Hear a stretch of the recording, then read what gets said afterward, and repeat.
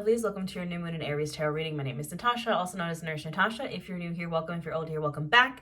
We are going to do a spread for the new moon in Aries. What's coming up for this new moon in Aries? I've already kind of shuffled these decks.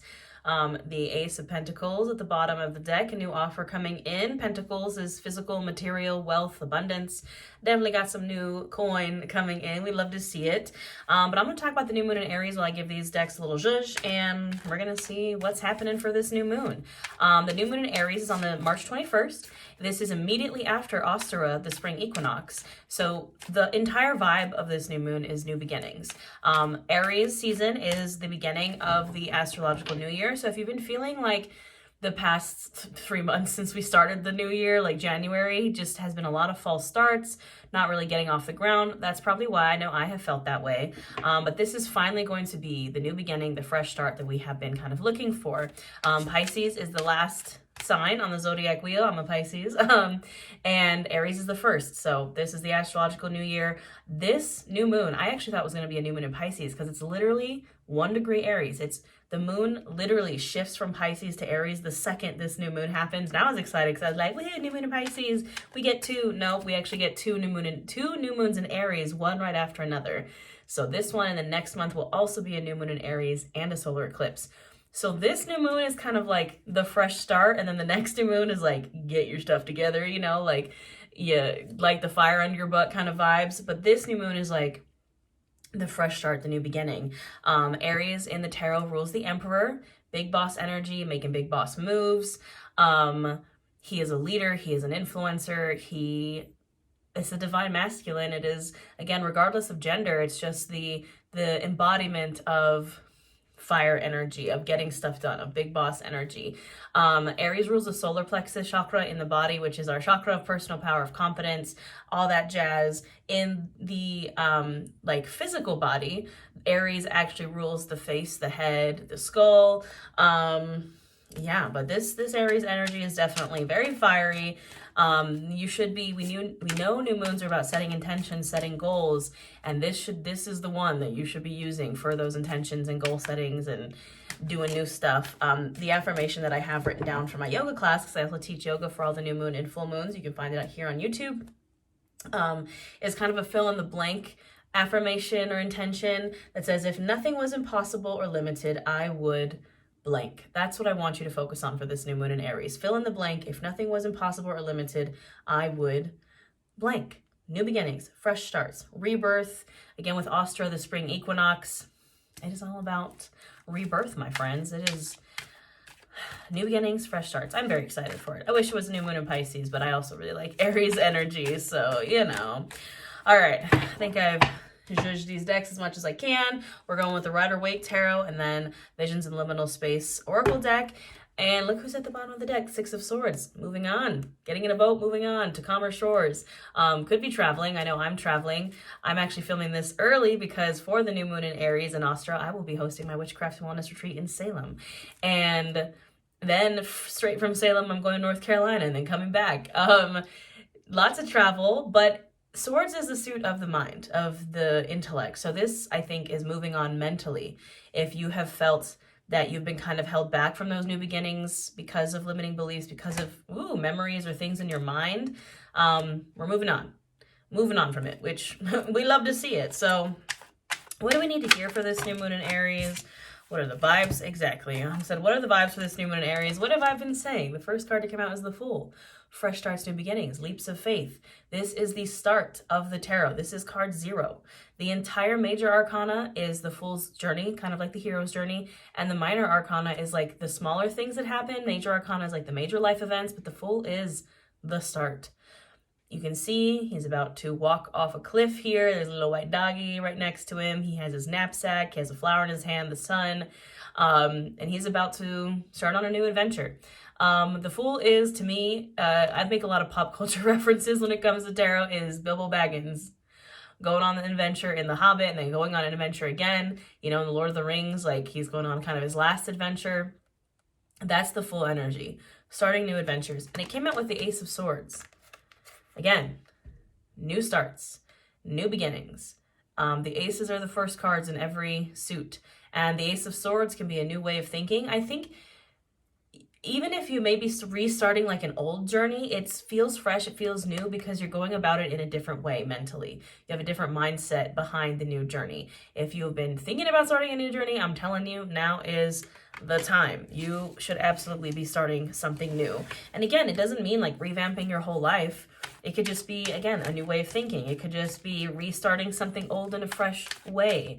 Yeah, I'm excited. I'm ready for a little bit something new. The tower almost came out there, but you know what?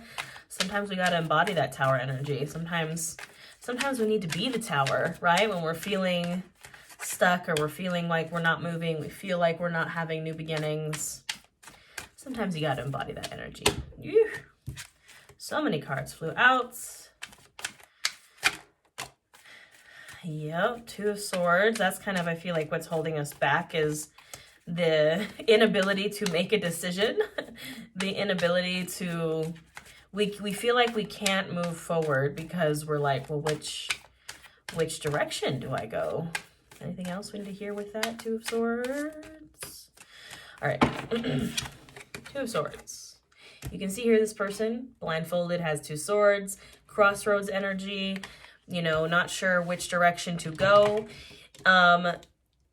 The thing is with the Two of Swords, the reason why we're kind of stuck there is because we're like, what if I make the wrong decision? What if I pick the wrong path? What if I waste time because I took a leap off the wrong cliff and I went in the opposite direction and it doesn't put me where I need to be? Here's the thing. There's no such thing as that. Like, even if you started on a journey and it didn't work out in the end, that journey had to put you where you needed to be. And I know it sucks to hear that, and I know it's hard, but I have done that a lot in my life, right? I have lived many lives, and I'm only 30. I'm going to be 31 on March 16th. You know, the reason why I feel like we're stuck is because we're like, well, if I make a decision, if I choose a direction to go, what if it's the wrong one? And it just puts me somewhere where I don't need to be, or I don't end up in the place that I want to be, or like I make a mistake. There is no such thing as mistakes. You're being put on that path for a reason. So even if you go on a path and it doesn't work out in the end, for some reason you had to end up there. Does that make sense? Like, it's giving fate. It's giving there's no wrong ways. It's just like detours, kind of. It's like a side quest. Like, if you make a decision to go a certain direction, it doesn't actually work out the way you wanted it to in the end, that was just a side quest. And it's fine. So you got to make the decision. The Two of Swords is like you're waiting for the universe to make your decision for you. And that's why you're not moving, because you have to be the one that makes the decision. You have to be the one that takes that sword and kind of like cuts the rope that's like holding you in a certain place. Yeah, Four of Cups. Again, waiting energy. When the universe is literally right behind you, like, hey, look at this cup. Look, it's right there. It's like right behind you. If you would just turn around and be like, oh, but we're too busy focusing on these three cups that are no longer serving us, right? And we're sitting under the tree. Look at that person. His arms are, he's like, ugh, like, that's us. And I feel this energy hard. With Ace of Pentacles, again, at the bottom of the deck, like, you can see in both of these and in the Ace of Swords, right? The universe is holding out something from the sky, right? Sky Daddy is holding out like an offer, whether it's a cup, a sword, a pentacle. We're just refusing to take it. We're like, but I want these cups. But they didn't work out. Those cups didn't work out. I'm so sorry. And again, calling myself out with this one. I know. I know those cups didn't work out. Believe me. I know. What else do we need to hear for this new moon in Aries? What are the vibes? How can we move forward? I've been trying to do this like chaos mode of shuffling where I just like wait and see until something comes out. But sometimes they said, no, we don't want the chaos. Worked out this time. Three of Pentacles. I've been seeing that a lot lately. The Hermit. Seven of Wands. You know, I think the reason why we're kind of struggling with moving forward is because I think we've done the soul searching. We look, we're the Hermit. This is the soul searching, hibernation, going inward, taking a break, hermitifying ourselves to work on ourselves. We have been here. This is also the card of Virgo. And we just had our full moon in Virgo. Like, we're here. And as much as we're like, I want to start something new. I'm tired of being kind of stuck. I'm tired of being like in this hermit energy. We're also like, But do I really want to leave the Hermit energy? Do I really want to leave my comfort zone? Do I really want to like go and put in all this work and move forward, right? Seven of Wands. Do I really want to be the Seven of Wands? Because the Seven of Wands comes after the Six of Wands, which is a card of victory. The Seven of Wands is defending your position at the top of that mountain. And that's kind of, I think, why we went into hermit mode, because we like had a victory and then we just kind of stayed there, and we're just kind of like defending our spot at the top of that hill when there's like many other hills like in front of us that like we could go up, but we're like, no, I want to stay here. I'm going to defend my spot here. I'm good here. I've done the work. I've gone inward. I have done the mental, emotional healing. I don't want to get into it. Like, I'm good just defending my spot at the top of this hill, but we're being asked to move forward with people that we trust. Three of Pentacles, I get by with a little help from my friends, right? And it's hard because we've been alone. You know, we have been solitary, working on ourselves and defending our position. And now we're being asked to build community, do it with other people, good people that you trust. That's the key here, is like good people that we actually want in our circle, right? But it's hard when you've been on your own for such a long time, and you know, it's scary to let people in, but we need it. We need help. We need support. That's been my biggest struggle recently, is asking for help, asking for support. I'm hyper independent to a fault.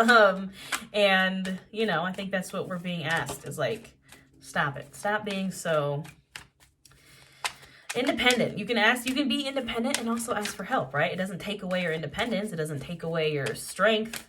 It, if anything, makes you stronger to be able to ask for help, right? But we see it as a sign of weakness, of vulnerability. And it's like, but it's not though. But it's not though. Anything else we need to hear? Okay, so many cards. Like, can I just have maybe a couple, you know? Sometimes chaos mode works. Sometimes it doesn't.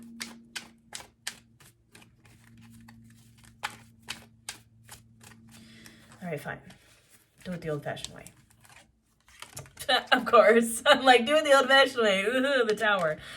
But it's not. Yeah, I don't see it as a bad tower. Okay, yeah, definitely not a bad tower. All right. So, yeah, bottom of the deck, Five of Cups. If you are in my membership here, I have a membership here on YouTube where we do live tarot readings, live yoga classes. The Five of Cups has been our stalker card since I started the membership a year ago.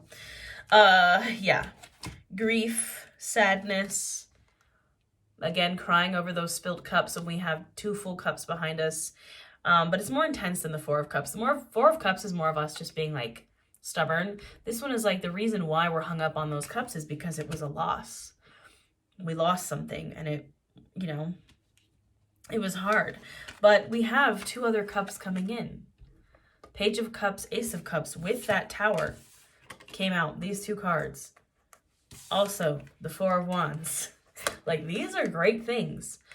But your tower has to fall to get to these things. You know, after the tower comes the Star. This is, it's giving death and rebirth, right? Something, it takes a curse to break a curse. Like, you have to give up something to have what you want. You have to do something you've never done to have something you've never had. And these all came out with the Moon and the Eight of Swords, right? The reason why we're feeling wary about, like, maybe partnering up with friends or asking for help or setting fire to our tower and kind of starting over is because we're not sure what is on the other side. The Moon, illusion.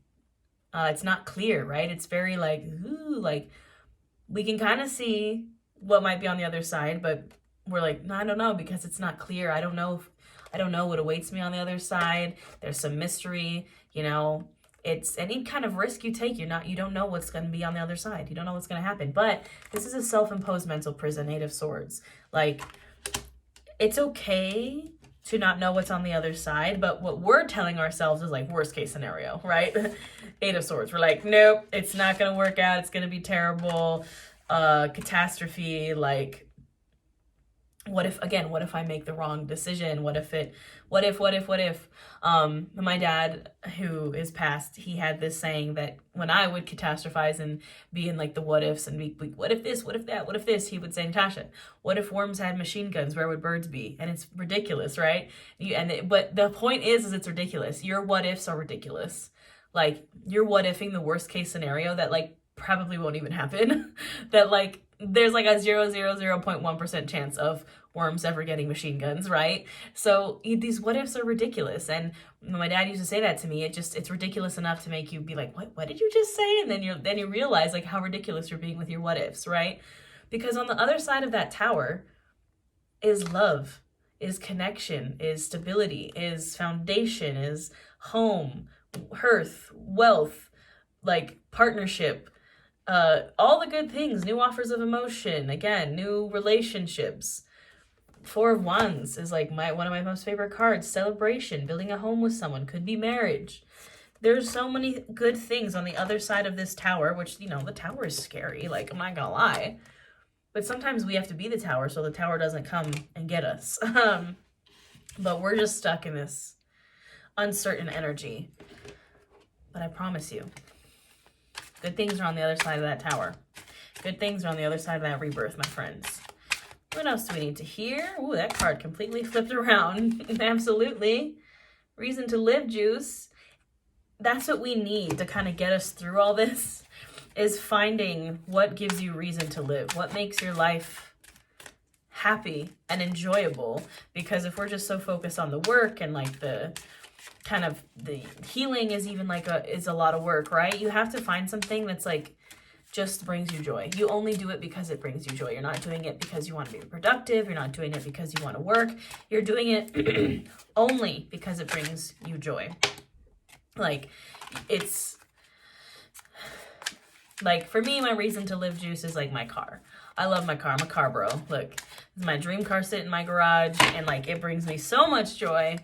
It's the 55th anniversary Mustang. Like, I love it so much, and that's my reason to live juice. Like, that makes what I do worthwhile. Also going to like horror conventions and going to Star Wars conventions and nerdy conventions and my witchcraft and wellness retreats. Like, even though technically that's a business, it's also fun for me, right? Find your reason to live juice. It's very inner child healing. It's very doing things for no other reason than it makes you feel good. Like, you don't have to be productive all the time. I'm telling you, I'm promising you this right now. X marks the spot. X marks the spot. You know what you want. You know what you want. Yeah. Okay. These have been like stalker cards again. If you're in my membership, yeah, we have been stalked by these cards. Oh my goodness. Literally, these are all the cards that have come out literally like since I started my membership. At the bottom of the deck, Infinity Mirror. What did I say? What was the affirmation for this new moon? If nothing was impossible or limited, I would blank. The Infinity Mirror is infinite possibilities. If you had no limitations, if nothing was impossible, what would you do? There are so many infinite realities, infinite possibilities. You could literally wake up tomorrow and change your entire life. You could change your job. You could change your appearance. You could change everything about yourself. You could move somewhere else. You could just do it tomorrow if you wanted to. I'm telling you. We have X marks the spot with enough is a feast with spell it out. What does this mean? So, enough is a feast is a card that says when you know what you want, when you are doing what you want, pursuing what you want, enough is a feast. You don't need to go overboard to be happy, to be fulfilled. When you don't know what you want, when you're running around chasing a bunch of things that really don't satisfy you, you're never satisfied. There's never enough. So you need to spell it out. You need to find your X that marks the spot. So you're not running around trying to fill yourself with all this stuff that does not serve you, like all this stuff that is no good for you, because it's never going to be enough. Enough is a feast when you know what you want, when you're consuming exactly what you want. You need to spell out your X. What does your X look like? If there was a treasure map that was leading to your treasure, what would your treasure be? What would the X be? So when you find that treasure and you have that treasure, enough is a feast. You have what you need. You have enough. You do enough. You are enough. Instead of not feeling that way, and then over consuming, right? Spell it out, figure it out, which is hard because like, I don't know what I want. I'm at the same point where I'm like, I don't know. We're being reminded that the universe has been giving us signs. 1111, the angel numbers have been welled in. We know. It's like we know, but we're like afraid to be like, no, actually that's it. That's what I want. We have been getting the signs of when things are divinely guided, of when we're doing what we're supposed to be doing. That's when you see all those angel numbers, right? You're getting those little love notes from the universe like, yep, good job. And we're like, what do you mean? You know, there's something in your mind that you know it, you want it, okay? Be real with yourself. Be honest with yourself. The other card that almost came out was at the top of the deck is know thyself. Be honest with yourself. You know yourself better than anyone does. And you know when you're in the deepest, darkest pits of your heart what you want. So take it. Kill your darlings. You have to kill the things that are holding you back. And sometimes it's things that at one point served you. Darlings in writing is things that the author relies on, like kind of like the author's like greatest hits, the author's trope that they always use, a signature kind of thing. You have to kill those off to be fresh, to be new, to be something different, right? You have to kill off those things that you just keep doing that like are kind of your signature, but they were created out of survival. And now we want to thrive. We don't want to just be surviving. Because if you don't do this, if you don't spell it out, if you don't set your treasure map, if you don't kill those darlings, this is going to be you. Quiet desperation. Sitting by the phone, never getting what you want, waiting for the thing that you want to call you instead of going after the thing that you want. It was sitting right next to the Eight of Swords, right? Again, self-imposed mental prison. We don't want to be this. It's also, again, Five of Cups. This is a no. This is no. Waiting silently, quietly, depressed, grieving, and just not moving forward because we're like waiting, always just waiting for it to happen to us. Here's the thing with manifestation, you actually have to take action. You actually have to take some radical action to get what you want. So I think we know what we got to do, friends. I know what I got to do. I hope you know when you know what you got to do. Don't forget to like, subscribe, share, comment, save, all the things that you can do on social media. If you enjoy this, hit that join button, join my membership here. We do live tarot, live workshops, live yoga. I also have a yoga class for this new moon in Aries. I have courses, I have retreats. I have all the things. I'll put all my offerings in the description box below, and I hope you have a wonderful new moon.